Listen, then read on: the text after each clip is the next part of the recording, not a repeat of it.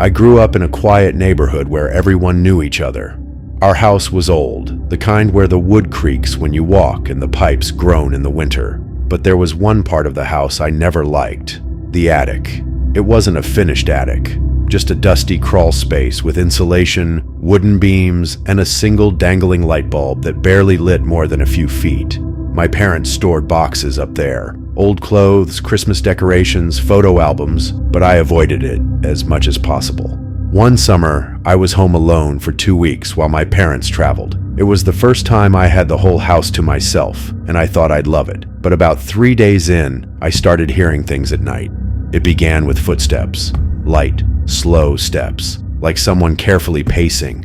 The sound wasn't coming from the hallway or outside. It was coming directly above me, from the attic.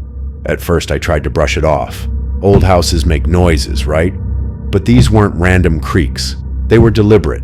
I'd be lying in bed, holding my breath, and I could count them. Step, pause, step, pause. Almost like whoever, or whatever it was, didn't want to be heard. By the 5th night, I hadn't slept properly in days. Then something happened that still makes my stomach twist when I think about it.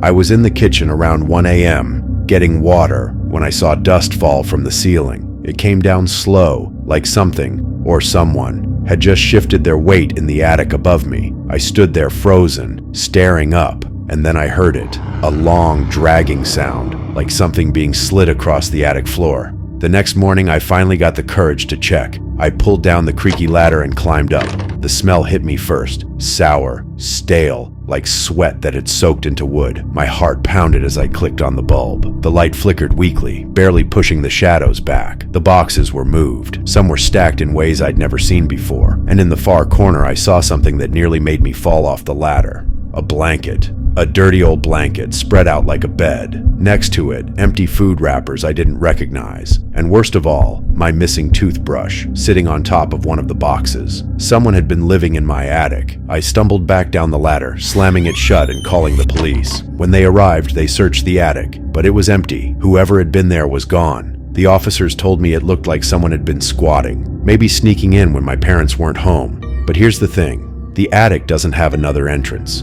The only way in or out is through the ladder inside the hallway. That means, whoever it was, they had been coming down into the house while I slept. That night, I didn't stay home. I went to a friend's.